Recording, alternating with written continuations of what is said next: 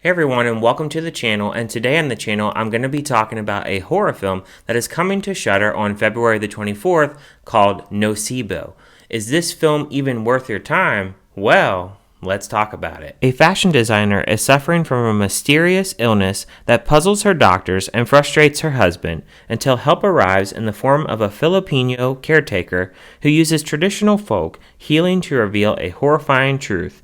The film stars Eva Green, MarkStrong, Fonacier, Billie Gadsdon, Cathy Belton, and Anthony Falcon, and was directed by Lorcan Finnegan, and he's directed the film Vivarium. So I saw the poster for this film quite a few times going into this film, and when Shudder actually sent me a screener over for this film, I was like, alright, I'm really interested to see what this film is about. And I can say after watching this film, I liked what I saw in this film.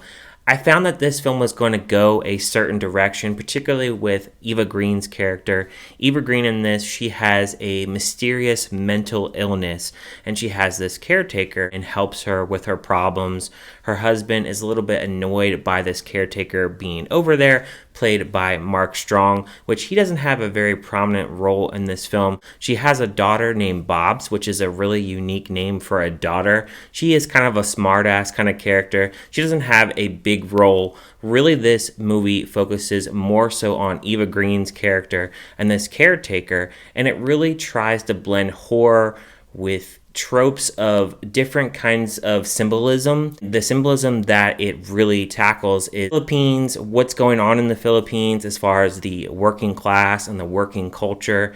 And I don't really relate to that because I don't really know much about the Philippines, but I did have an old job where I had people that worked for our company where they were from the Philippines and they were working our job as a second job because they don't really pay well over there, and for what they paid in American dollars it helped them out. And from what I understand in the Philippines, they have really bad working conditions. I found the music in the film to be very creepy at times, and it did build tension in the film, but what really stood out to me was the acting in this film, mainly between Fonacier, who plays Diana, who is the caretaker, and then Eva Green playing this person that has a mental illness.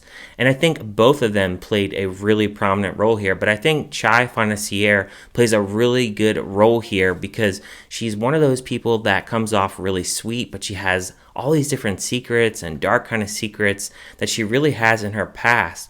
And that really ties into this mysterious illness that Eva Green has in this film. Fonacier, she really does make the film go into dark directions, different symbolism that I didn't see coming all the time, but there were parts in this film where I could say that there were clues aligned that you can be like, okay, yeah, this is a little bit predictable at points. There are going to be times in this film where you're going to feel, all right, this is a little bit slow. Can we pick it up a little bit? And there were parts in the film where I felt it was a little bit slow and maybe a little bit of editing here and there, maybe about 10 minutes chopped off the film. But I think for the most part, the pacing of the film, it's done pretty well. And I think they do a pretty good job actually keeping you interested in the film and kind of making it a different kind of film, because mainly I thought this film would tackle mental illness, but it really does go in a different direction, and I'm glad that it took that route because it's just great to see a film that feels kind of fresh and doesn't feel like it's kind of taking the same kind of tropes all the time. So I did appreciate that about the film. I found that the cinematography and the way that the film was shot was thought out really well, and I think overall the psychological plot of the film, it's very strong, it has very strong emotions, it's very purifying, and it really does tie everything together, and it really becomes a really strong psychological horror narrative that really does end up in places that you don't think it's going to end up.